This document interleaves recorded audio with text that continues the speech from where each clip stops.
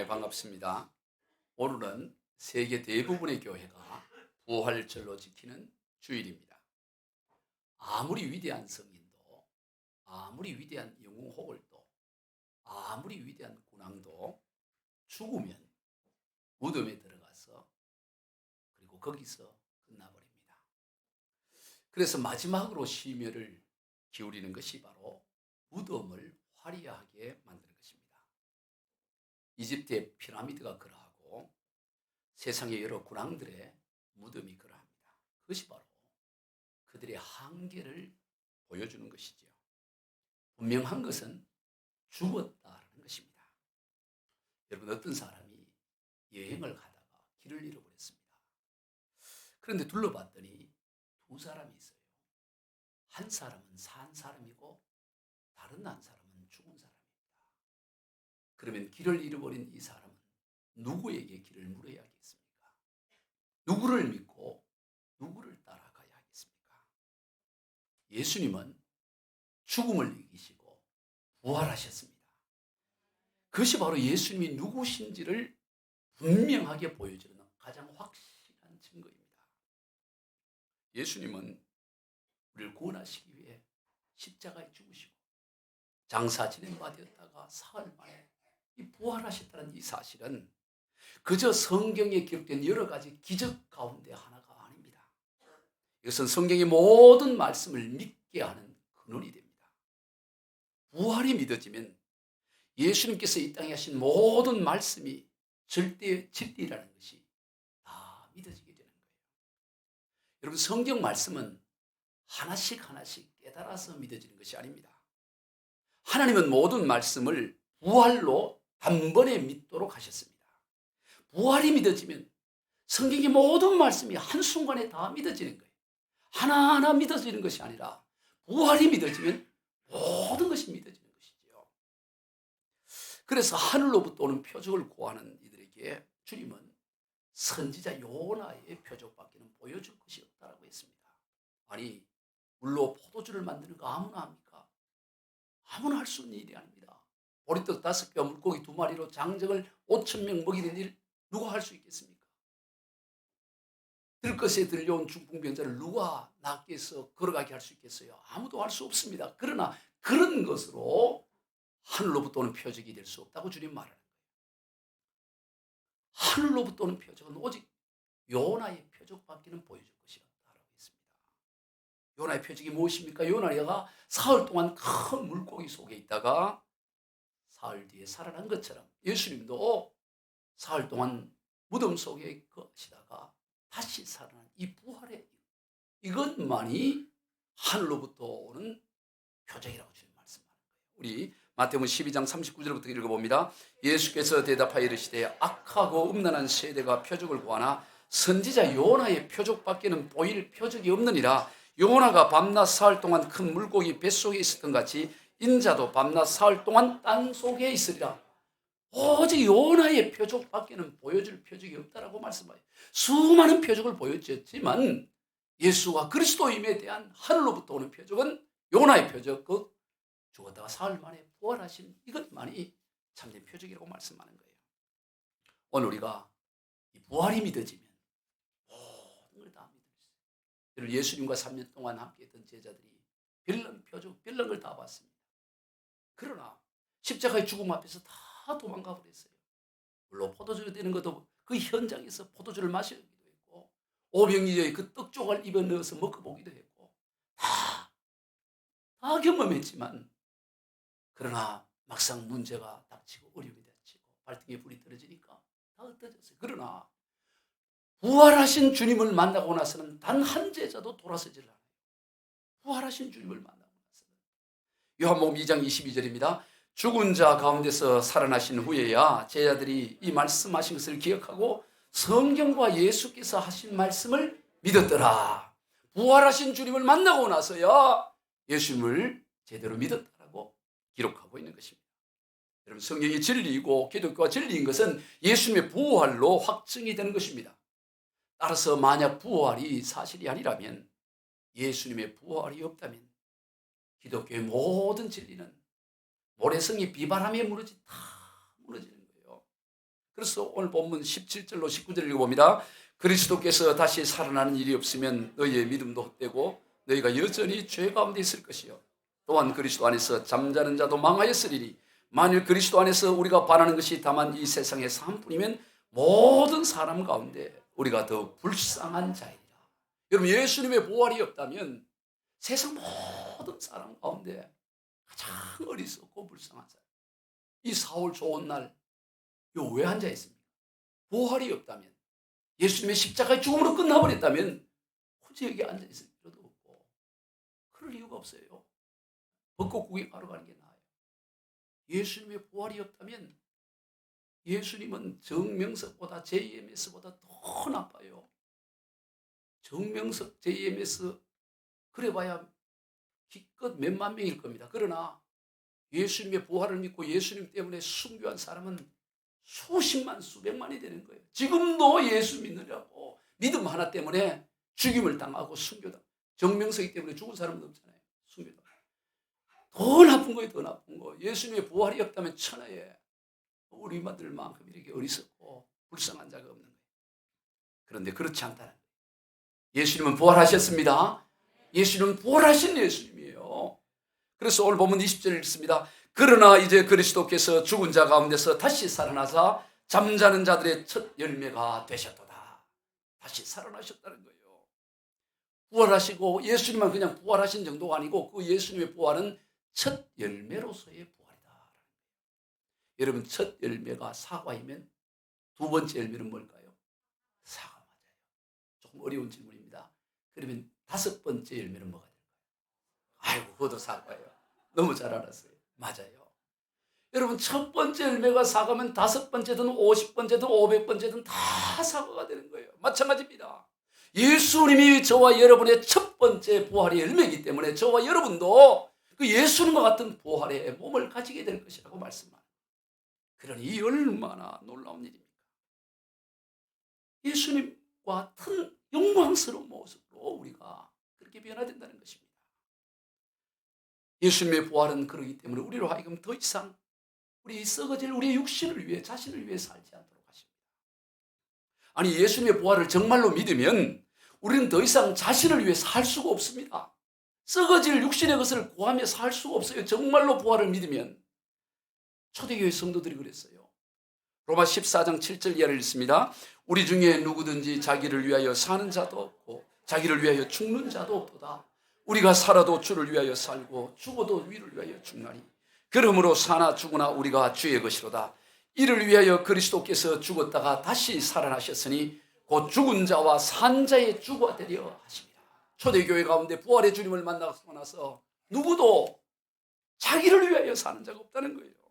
자기를 위해 죽는 자가 없다고 말합니다. 살아도 주를 위해 살고 죽어도 주를 위해 산다고 그렇게 말합니다. 왜 그러냐? 9절에서 이를 위하여 그리스도께서 죽었다가 다시 살아나셨으니 왜 예수님이 죽었다가 다시 살아나시느냐? 예수님의 부활이 왜 그 의미가 크냐? 그것은 곧 죽은 자와 산 자의 주가 되려 하십니다. 주님이 부활하신 것은 죽은 자든 살아있는 자든 모든 인생으로 하여금 주인이 되시기 위해서 부활하셨다 이 말이에요. 부활의 주님, 주인이 되기 위해서. 그저 죽었다가 다시 살아난 것이 전부가 아닙니다. 다시 살아나셔서 즉 부활하셔서 저와 여러분의 주가 되셨다는 사실입니다. 그저 과거에 다시 살아났다가 아니라 살아서 지금 우리의 주인이 되셨다는 거예요. 그것이 부활의 의미입니다. 그렇기 때문에 우리는 더 이상 이제 우리 자신을 위해 살지 않고 주인 대신 주님을 위해 살아도 주님을 위해 죽어도 주님을 위해 죽는 인생이 되었다는 것입니다. 그러므로 예수님의 부활은 우리의 인생을 통째로 바꿔놔요. 왜냐하면 예수님이 우리 인생의 주인이 되셨기 때문입니다. 우리는 이제 주인 대신 주님의 소유가 되었기 때문입니다. 그러므로 이제 우리는 더 이상 자신을 위해 살거나 죽지 않습니다. 오직 주인 대신 주님만을 위해 살기도 하고 주님만을 위해 죽기도 합니다. 우리 주님은 근본 하나님의 본체이십니다. 창조주 하나님이십니다. 만물을 창조하신 분이 우리의 주인입니다. 그러니 그 만물을 취하기 위해 애쓸 필요가 없어져 버렸습니다. 여러분, 예를 들어 온 동네의 밭을 다 소유한 어느 부잣집의 모습이 있다고 생각해 봅시다. 그 주인이 온 고을의 땅을 다 소유해요. 그 집의 머슴입니다. 그 집의 종이에요. 그런데 그 종이, 그 머슴이 그 부잣집 소유의 어느 밭을 사기 위해서 일을 한다. 말이 되지 않잖아요. 다 주인의 것인데 내가 그 주인의 종으로서 저 밭을 내가 구하기 위해서 일을 한다.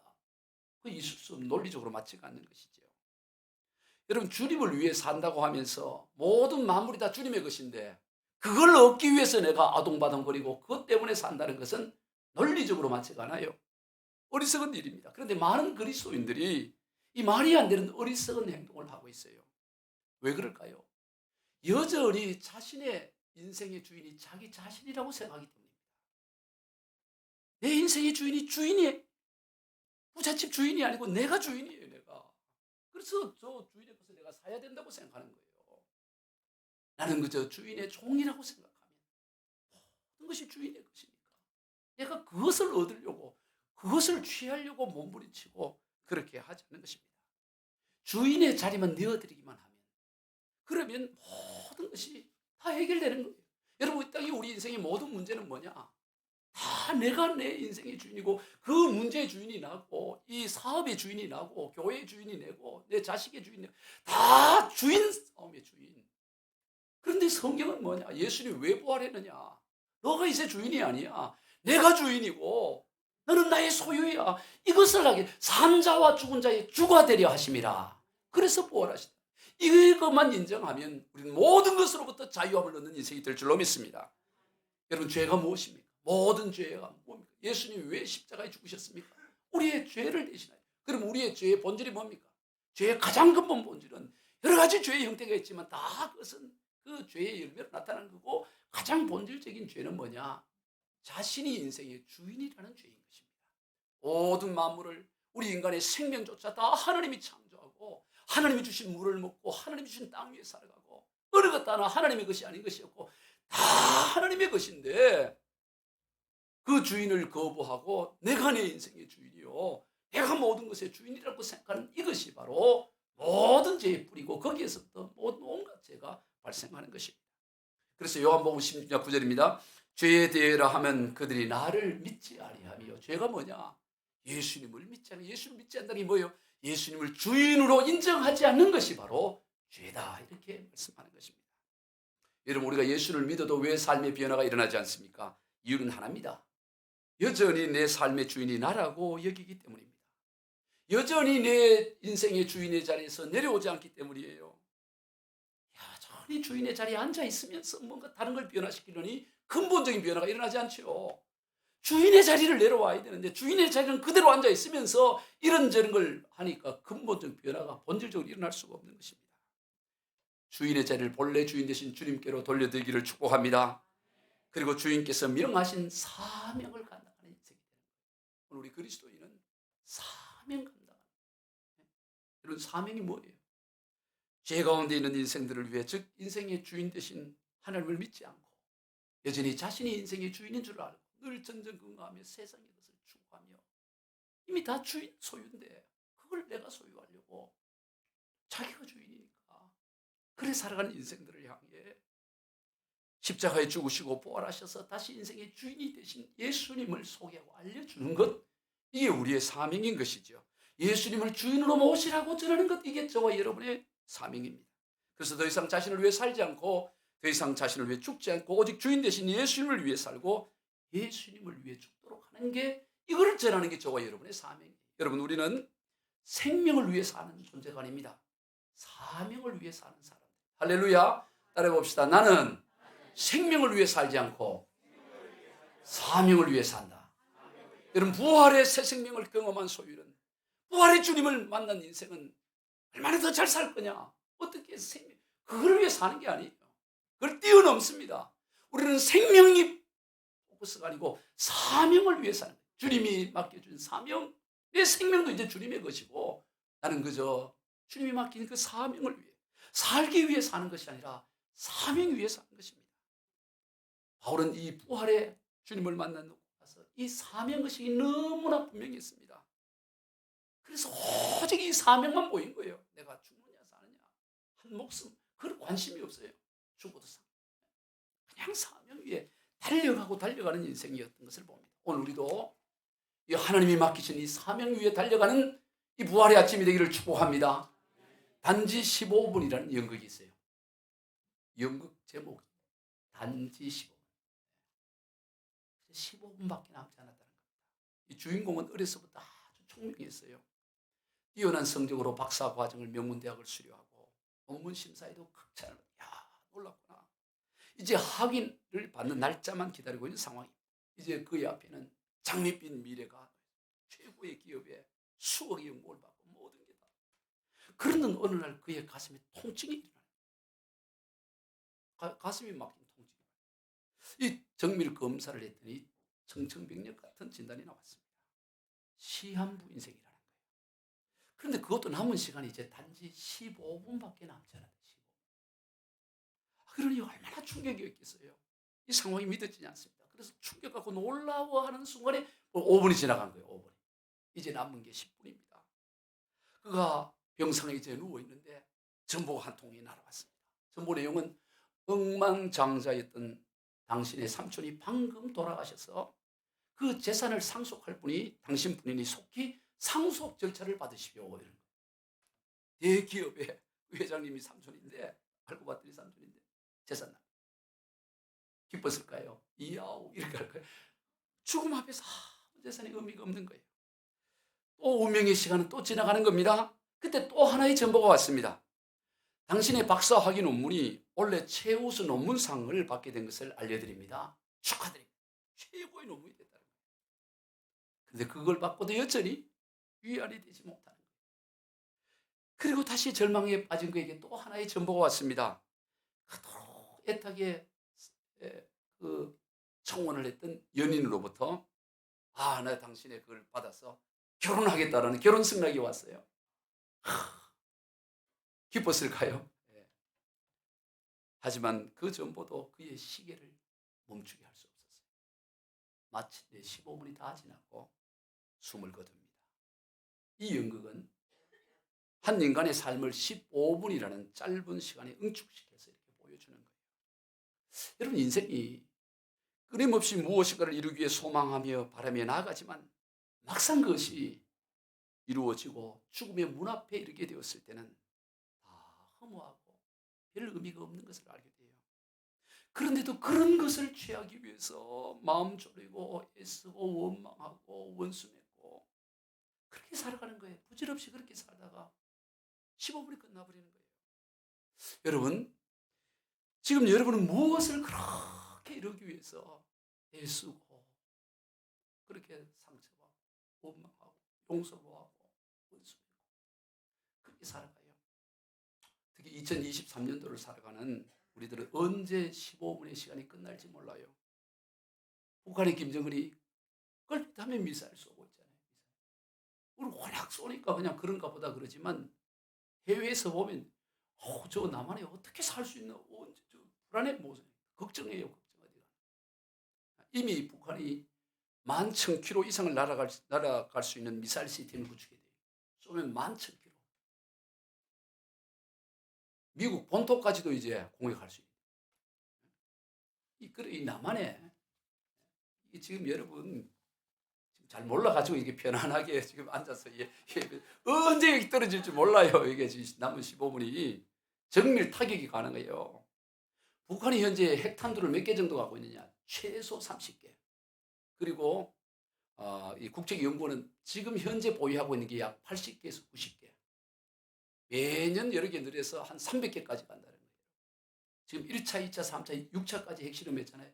6차 마지막 핵실험이 2017년도에 했는데 마지막 했던 이 6차 핵실험만 해도 그 파괴력이 얼마냐? 히로시마 폭탄의 원폭의 17배가 된대요.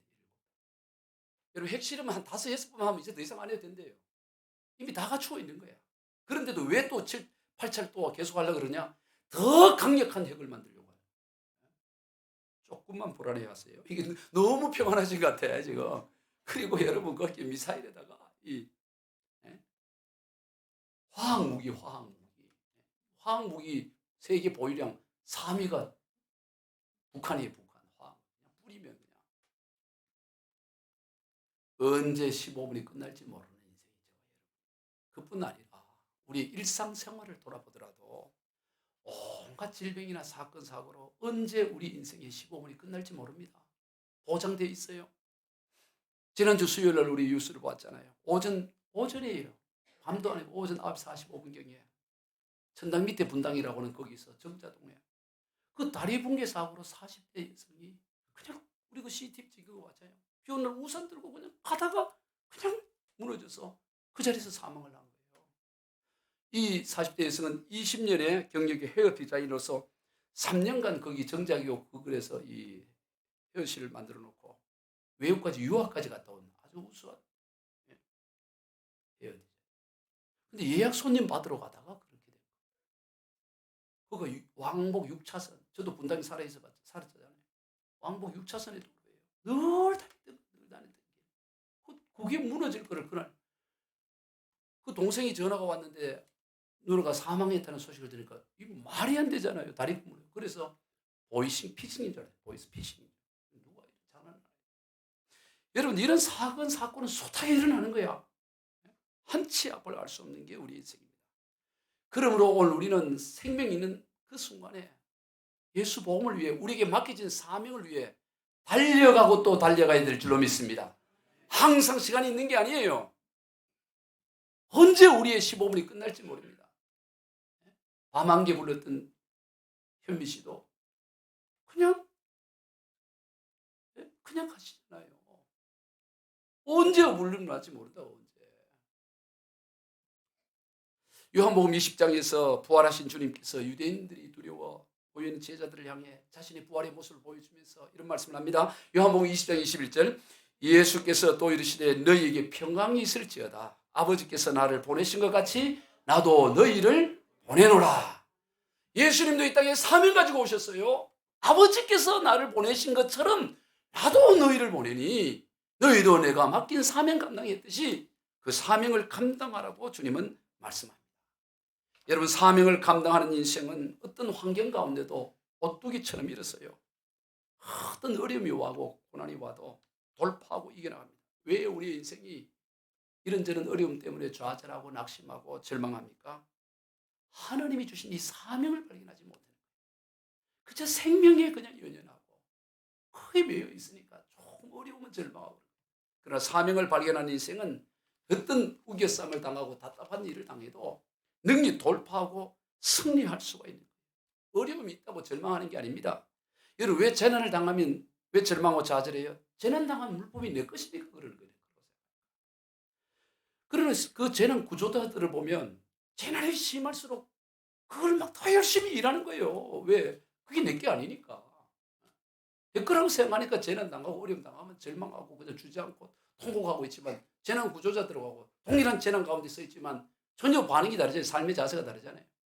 오늘 우리 인생 가운데 동일한 어려움과 동일한 문제가 있을지라도 그것을 어떤 시각으로 바라보느냐에 따라 전혀 다른 태도를 가지게 되는 것입니다. 하나님으로부터 사명을 발견한 인생은 어떤 환경 가운데도 결코 무너지지 않습니다. 오뚜기처럼 다시 일어나고 다시 일어나고 어떤 환난과 고난도 능히 돌파하며 나가는 것입니다. 할렐루야. 그래서 세상이 감당하지 못하는 거예요. 세상이 감당하지. 여러분 초대교회 성도들을 향해 별명이 뭐냐? 세상이 감당하지 못해. 다들 죽인다 그러면 겁을 먹는데 죽인다 그래도 겁을 내지 않아요. 죽인다 그래도 겁을 내지 않아요.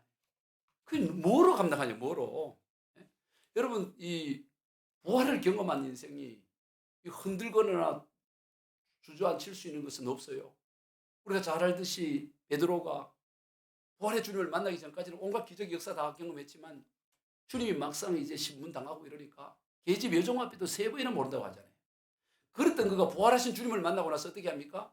사도행전 12장에 보면 내일 날이 새면 이 밤이 지나고 날이 새면 목이 잘리는 참수가 일어나요. 확정된 선고입니다. 그런데도 얼마나 깊이 잠을 잤든지 하나님의 사자가 나타나서 깨워야 할 만큼 그렇게 깊이 잠을 자는 거예요. 보통 하나님 사자가 나타나면 아무리 둔해도 그냥 깨게 돼 있어요. 하나님 사자가 나타나는데 어떻게 깊이 잠을 자요? 근데 너무 깊은 잠, 내일 아침 되면 목 날아간다고. 그런데도 불구하고 깊은 잠을 자요. 여러분 이것이야말로 능력 중의 능력이에요. 여러분 오늘 본문에도 잠자는 자처럼 열매가 됐다. 죽음을 잠자는 걸로 표현합니다. 여러분 잠을 잘 때 두려워 무서워 이러면서 잠자는 사람 없어요? 하루 종일 피곤한데 아이고 빨리 좀 푹 잤으면 좋겠다. 씻고 잤으면 좋겠다. 그 잠자리 들면 편하게 느끼잖아요. 여러분 죽음이 여러분 앞에 왔을 때 잠자리에 드는 것처럼 그렇게 편안하게 죽음을 맞이하는 복을 누리시기를 축복합니다. 별로 소리가 약해요. 아니 죽음 앞에 왔을 때 이제 부활의 영광으로 가니까 할렐루야 하고 이게 편안하게 받아. 나는 못 죽어. 억울해서 못 죽어. 내가 왜 죽어야 돼? 그런 소리 하지 말고 죽음을 이렇게 잠을 자듯이 편안히 받아들일 수 있는 복음, 이게 부활의 복음인 줄로 믿습니다. 히브리서 12장에 보면 11장에 보면 이 부활의 사람들을 언급하면서 뭐라고 얘기를 하냐면 저들은 이 더 좋은 부활을 얻고자 하여 구차하게 고문을 이런 표현이 있어요. 어떤 이들은 더 좋은 부활을 얻고자 하여 심한 고문을 받되 구차히 풀려나기를 원하지 않았다는 이런 표현이 있어요. 고문을 받는데 풀려나는 걸 구차하게 여기는 거야. 풀려나는 걸. 그래서 어떻게 하냐 보니까 돌로 치는 것과 톱으로 켜는 것 그리고 칼로 죽임 당하는 것을 기꺼이 받아들였다는 거예요. 이게 히브리서 11장에 나오는 내용들입니다. 풀려나는 걸 구차하게 여기는 왜? 더 좋은 부활을 얻기 위해. 톱으로 켜서 죽는 것도 아닌데 그냥 이렇게 죽게 되면 그냥 감사하게 할렐루야 오늘 좀 아이고 이제 드디어 왔구나 이제 좀 쉴 수 있구나 이렇게 하면서 이렇게 빠져들일 수 있는 게 이게 능력이라 이렇게 생각합니다. 부활을 경험한 자만이 누릴 수 있는 거예요. 아멘. 이건 감당을 못해요. 따라해봅시다. 나는 세상에 감당하지 못할 사람입니다. 아멘. 나를 쉽게 보지 말아요. 나 세상이 감당하지 못하는 사람이에요. 옆 사람한테 알려줘요. 예? 나를 쉽게 보지 마세요. 나 세상이 감당하지 못할 사람입니다. 아멘. 부활의 생명을 가진 자는 세상이 감당하지 못해. 아니, 죽음도 이렇게 깊이 단잠을 자는 사람을 누가 감당해요? 뭐로 감당할 수 있습니까? 훈련하는 거 구차하게 여기는데 톱으로 켜는 것을 그냥 감사로 받아들이는데 그걸 누가 감당할 수 있어요? 그래서 복음이 그 어려운 로마를 뚫고 와서 지금 방배동 1008-2까지 여기 와서 지금 이렇게 부활절을 지금 하고 있다고. 예? 이따 부활 때 떡도 먹고 하겠지만 여러분 그분들의 그 두려워하지 않는 이게 이렇게 증거되는 겁니다. 할렐루야. 감당을 못하는 감당. 요한복음 4장을 보면 제사장들과 당시 종교 지도자들이 예수 부활 복음 전하니까 제자들 전하니까 불러갖고 협박을 하고 오게 가둡니다. 너 한 번만 더 전해봐. 한번 협박을 주는 거예요. 그랬더니 베드로와 요한이 옥에 갇혀서 한 얘기 한번 보세요. 사도행전 4장 19절 20절 시작. 베드로와 요한이 대답하여 이르되 하나님 앞에서 너희 말을 듣는 것이 하나님의 말씀을 듣는 것보다 옳은가 판단하라. 우리는 보고 들은 것을 말하지 아니할 수 없다. 아니 부활을 받는데 어떻게 말을 하지 말하는 거야. 내가 봤는데 입장 바꿔놓고 한번 생각해봐. 이런 얘기하는 거예요. 너도 입장 한번 바꿔놓고 생각해봐라. 우리는 보고 들은 걸 말하지 않을 수 없어. 그렇게 하고 하는 겁니다. 그 협박을 해도 안 되는 거예요. 나중에 어떻게 하면 또 사도행전 5장 그 다음 장에 가서 또 잡아옵니다. 겁을 주고 해도 이번에 잡아서 그냥 채찍을 때려요. 지난번에 겁을 주고 했는데 이제는 매질을 합니다. 그러니까 어떻게 했을까요? 사도행전 5장 40절 41절 시작. 그들이 옳게 여기어 사도들을 불러들여 채찍질하며 예수의 이름으로 말하는 것을 금하고 놓으니 사도들은 그 이름을 위하여 능력받는 일에 합당한 자로 여기심을 기뻐하면서 공회 앞을 떠나리라. 더 기뻐해요. 야 드디어 내가 채찍당했네. 야 내가 채찍맞기에 합당한 인물로 보네. 내가 부활 복음 전하다가 채찍 맞았으니 이 복일세하고 아니 채찍 때리는 거를 감사하고 기뻐하며 나오니 이들을 감당할 수가 없게 되는 것입니다. 여러분 초대교회에 그렇게 해서 다 순교하고 그렇게 했어요. 그런데 오늘 우리는 어떻습니까? 채찍은커녕 무슨 쓴소리 한마디라도 들을까 봐 세상을 두려워하고 있지 않습니까? 너무 허약해요. 오늘 우리 그리스도인이 너무 허약합니다.